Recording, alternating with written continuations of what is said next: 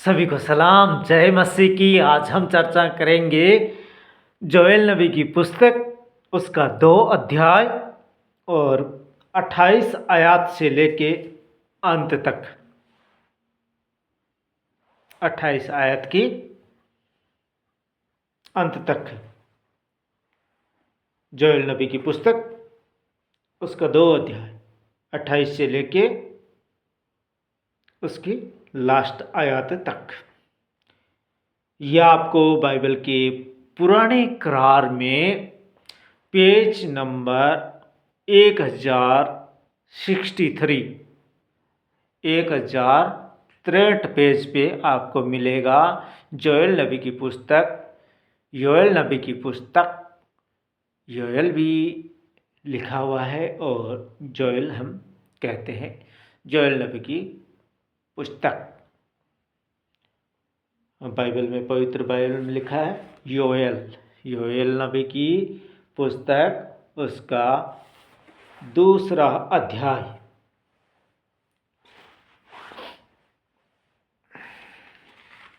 28 आयत से लेके 32 आयत तक हम वर्णन करेंगे। यहाँ पर लिखा है आत्मा का उढ़ेला जाना, आत्मा का उढ़ेला जाना।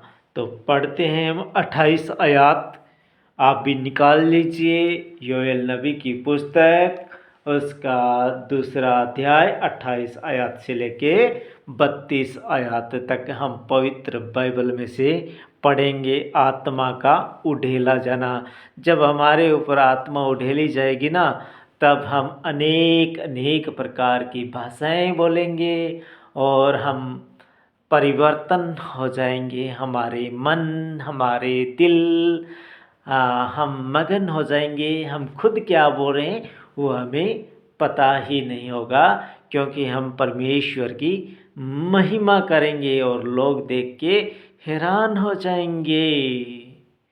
तो खुदावंद यहाँ पर आत्मा का उढ़ेला जाना हम पढ़ते हैं। उन बातों के बाद में सब प्राणियों पर अपना आत्मा उढ़ेलूंगा। ये कौन कह रहा है? परमेश्वर कह रहा है। उन बातों के बाद में सब प्राणियों पर अपना आत्मा उढ़ेलूंगा। तुम्हारे बेटे, तुम्हारी बेटियां भविष्यवाणी करेगी। तुम्हारे बेटे, तुम्हारी बेटियां भविष्यवाणी करेगी और तुम्हारे पुरनिये सपन देखेंगे, और तुम्हारे पुरनिये सपन देखेंगे, सपन देखेंगे और वो सपन सत्य होगा, सही निकलेगा कि आज मैंने परमेश्वर का ऐसा सपन देखा है और वह सपन सही होगा। सपन देखेंगे और तुम्हारे जवान दर्शन देखेंगे, और तुम्हारे जवान दर्शन देखेंगे, आमने सामने खुदा को देखेंगे, दर्शन देखेंगे उसको। तुम्हारे दास और दासियां पर भी मैं उन दिनों में अपना आत्मा उढ़ेलूंगा। तुम्हारे जो दास दासियां हैं उन पर भी पवित्र आत्मा उढ़ेलूंगा। जो नौकर है, जो कर्मचारी है, उनके ऊपर भी वो आत्मा उढ़ेलूंगा। जब इजकेल नबी की पुस्तक में मैंने वर्णन किया था कि एक धर्मी इंसान था और उस धर्मी इंसान को परमेश्वर ने उसके ऊपर अपनी आत्मा की सामर्थ्य दी, अपनी आत्मा की सामर्थ्य से भरकर, और उसे लेके गए कौन? परमेश्वर। और परमेश्वर की आवाज़ उसके कानों में पहुंची कि हे मनुष्य, तू क्या देख रहा है? हे मनुष्य, तू क्या देख रहा है? तब वो धर्मी इंसान ने कहा कि मैं सूखी हुई हड्डियों की भरी हुई तराई देख रहा हूँ। मैं सूखी हुई हड्डियों की भरी हुई तराई देख रहा हूँ। तराई क्या था? वो नगर था। तराई में बसा हुआ नगर था। और उस नगर में जितनों को जब परमेश्वर की आत्मा उसके अंदर समा गई, तब क्या देखता है? हड्डियां ही हड्डियां देखता है। क्या वो हड्डियां सचमुच सूखी हुई थी? नहीं, वो हड्डियां थी कि उनके अंदर परमेश्वर का कोई वचन नहीं था। मैंने उस टाइम पर भी बताया और आज भी बता रहा हूँ, क्योंकि पिछले वीडियो किसी ने देखे किसी ने नहीं देखे, तो मैं चर्चा करता हूँ उस चीज़ की कि सभी को पता हो। तो जब आज के मेडिकल जो भी हॉस्पिटल में डॉक्टर होते हैं, वो कहते हैं जाओ डिजिटल एक्सरे कराओ। हमें क्या कहते हैं? जब हमारी हड्डी में फ्रैक्चर आ जाता है, या हमारे कोई छाती में कोई इफेक्ट आता है, चेस्ट में कोई इफेक्ट होता है, तो हमारे कंधे में कोई इफेक्ट होता है, या हाथ इधर से उधर नहीं होता है, तो हमारा जो डॉक्टर जो जिसके पास हम जाते हैं, तो उसको होता है डाउट कि कहीं हड्डी क्रैक तो नहीं है।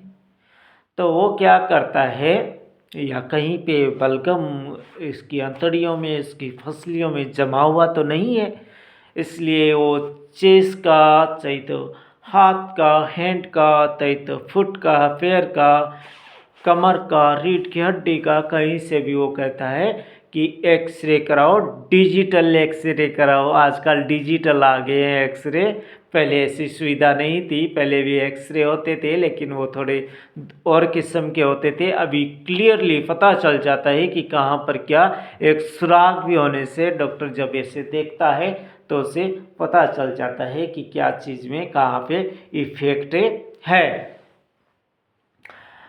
तो जब हम डिजिटल एक्सरे कराते हैं तो क्या देखते हैं? वहाँ पर हमारा हाथ जो ऐसा है ऐसा नहीं दिखता है। ये चमड़ी जो सुंदर वाली चमड़ी की रौनक नहीं दिखती है। सुंदर वाली चमड़ी की रौनक नहीं दिखती है, बल्कि इसके अंदर जो हड्डियाँ हैं वही दिखती है।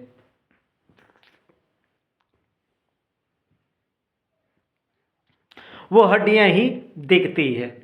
वैसे ही उस इंसान के साथ भी ऐसा ही हुआ। जब परमेश्वर का आत्मा उसके अंदर समा गया, जब परमेश्वर ने उसको आत्मा दी थी, उसको सामर्थ्य दी थी, तब वो क्या देखता है? इंसान तो इंसान ही है, क्योंकि परमात्मा ने सांस फूका है इस जीवित मनुष्य के अंदर, इसको जीवित किया है, माटी से इसको छान के इस मनुष्य को बनाया। तो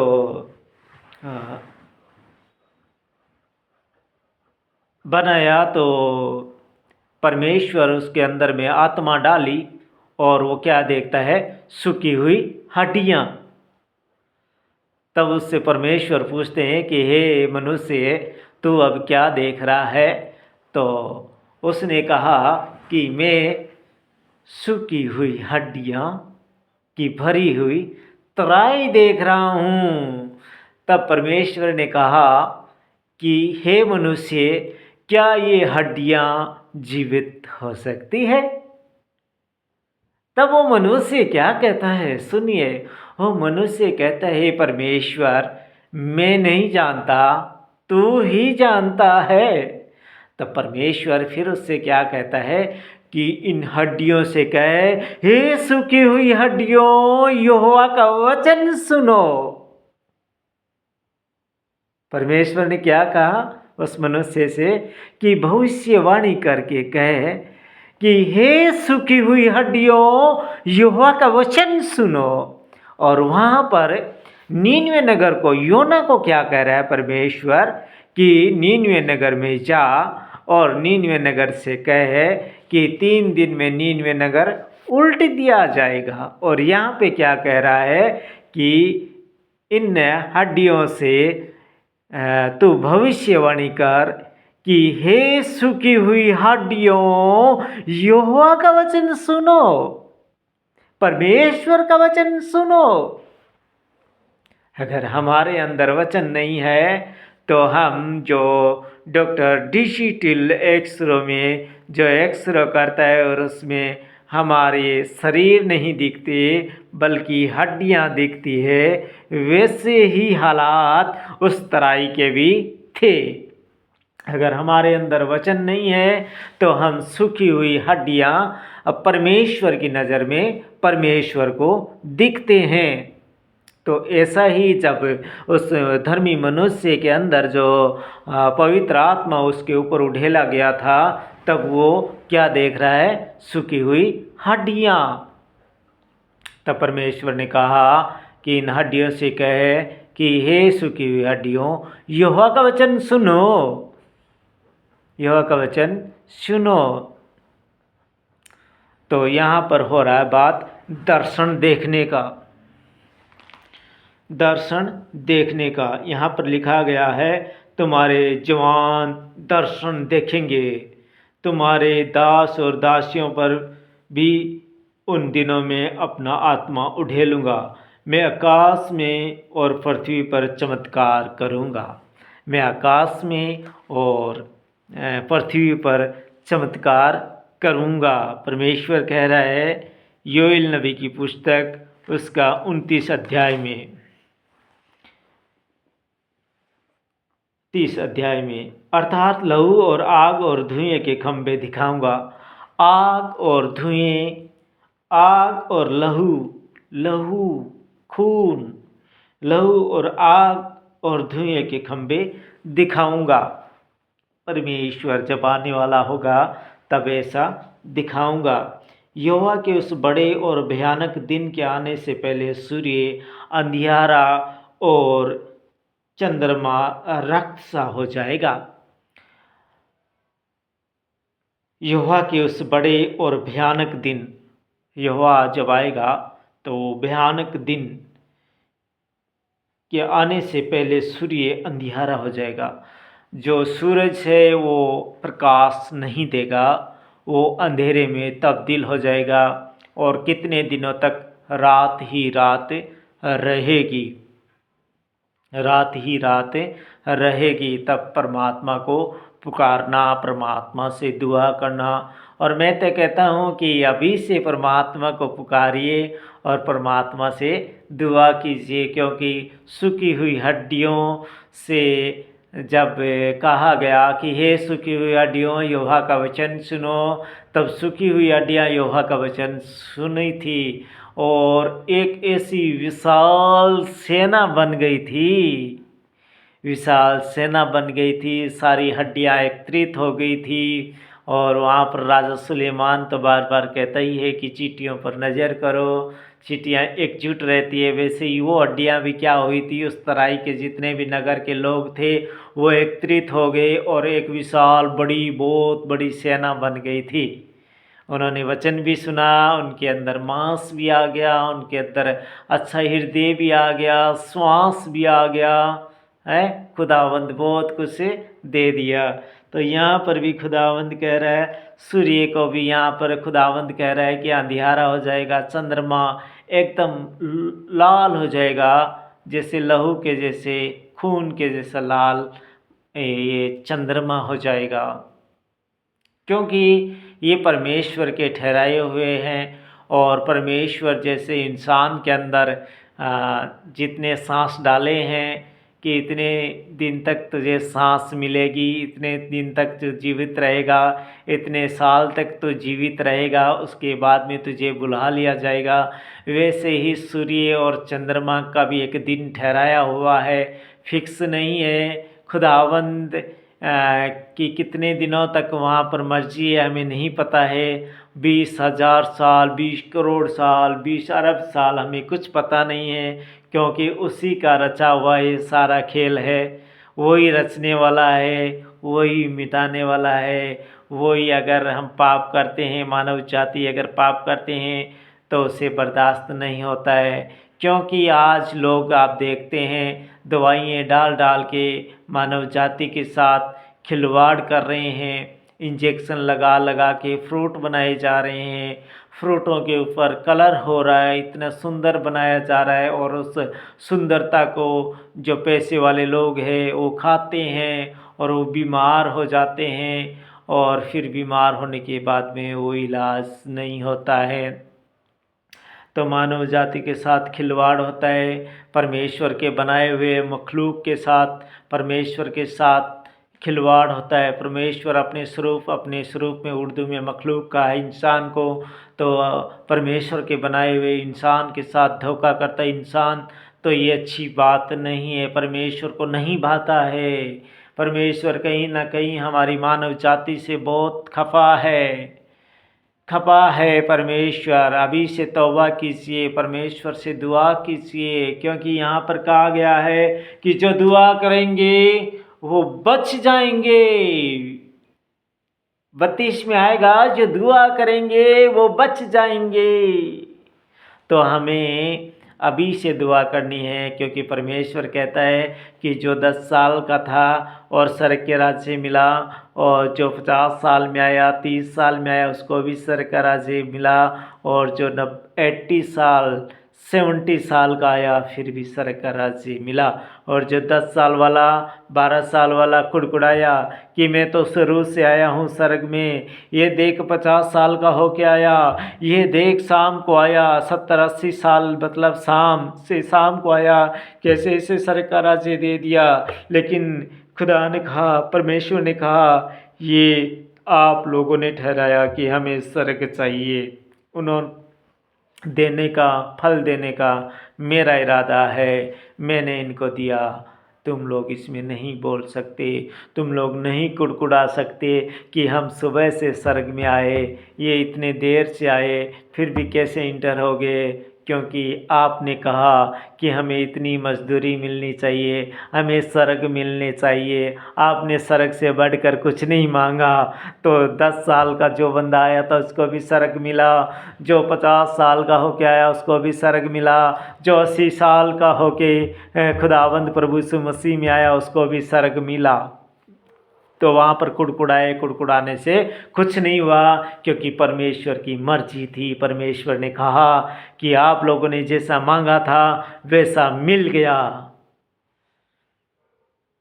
तो खुदावंद हमसे बहुत बहुत बहुत प्यार करता है, से मोहब्बत करता है, हम लोगों से अनकंडीशनली लव करता है परमेश्वर। हमें परमेश्वर के साथ कंबाइंड होना है, नहीं छोड़ना हमें परमेश्वर का हाथ। परमेश्वर हमारा हाथ कभी नहीं छोड़ेगा। नहीं डरना है, नहीं घबराना है, परमेश्वर को टाइम देना है, दशांश परमेश्वर को देना है। आप वचनों को सुनिए, उसी से भी आपको दशांश परमेश्वर को दिए जाएंगे।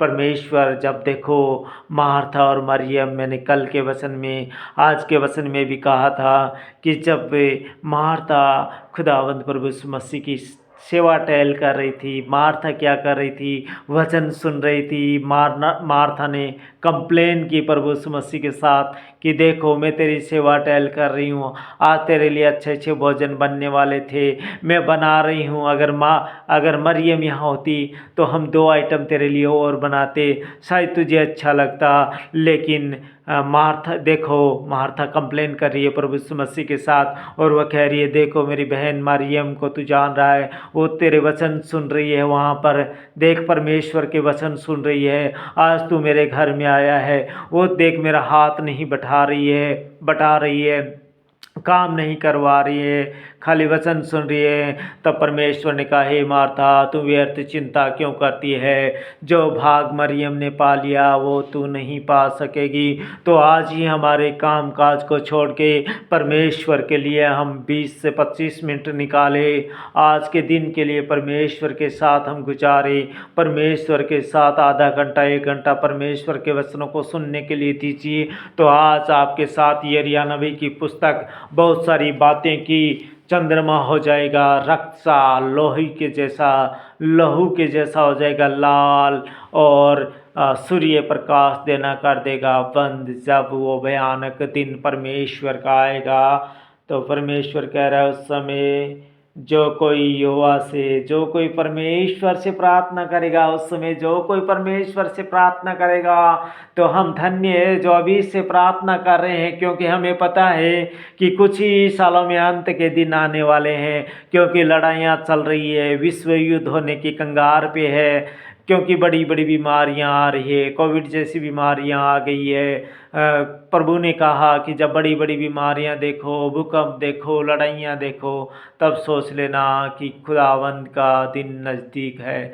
तो यहाँ पर परमेश्वर का दिन नज़दीक है। उस समय जो कोई परमेश्वर से प्रार्थना करेगा वह छुटकारा पाएगा, वह छुटकारा पाएगा, वह छुटकारा पाएगा। और यहोवा के वचन के अनुसार सिय्योन पर्वत और यरूशलेम में जिन बचे हुओं को यहोवा बुलाएगा वे उद्धार पाएंगे।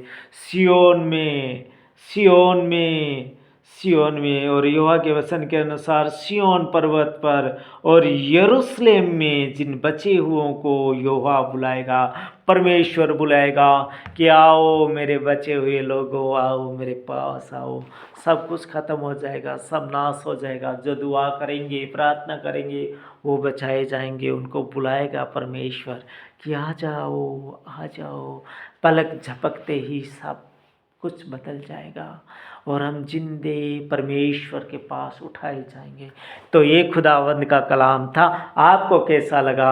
आगे हम इससे भी ज़्यादा शेयर करेंगे आपके साथ, तो आप आमीन टाइप मैसेज में ज़रूर कीजिए। बेल आइकन का बटन दबाइए ताकि आप उस एक बेल आइकन के बटन दबाने से आप एक आत्मा को बचा लेंगे और आपको पता भी नहीं चलेगा कि हमने कैसे आत्मा बचा ली, और वह आत्मा का फल आपको मिल जाएगा, क्योंकि आपके थ्रू वह दूसरे के पास पहुंचा वचन, और उसको उस चीज़ का पता नहीं था कि अंत के दिनों में क्या होगा। और जब उसको ये पता चल जाएगा, वो एक के आगे और पहुंचाएगा, उसकी आत्मा बच जाएगी। और खुदावंद कहता है कि जो प्रार्थना करेगा उसकी आत्मा बचाई जाएगी। तो आप आत्मा बचाइए, बेल आइकन का बटन दबाइए, ताकि आपके एक बेल आइकन का बटन दबाने से जो भी आपके थ्रू जो यूट्यूब पे देखेंगे वो और आगे से आगे पहुंचेगा, वचन पहुंचेगा, लोगों की आत्मा बचेगी, फल मिलेगा आपको। ऐसा कभी ना सोचे कि जो ये वचन बोलते हैं उनको पैसे मिलते हैं।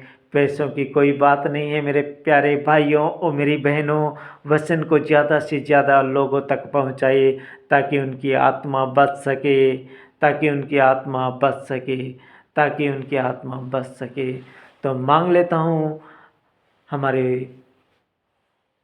उद्धारकर्ता, मुक्तिदाता मसीह यीशु के नाम में, आमीन। खुदा का शुक्र हो, खुदा का शुक्र हो, आमीन।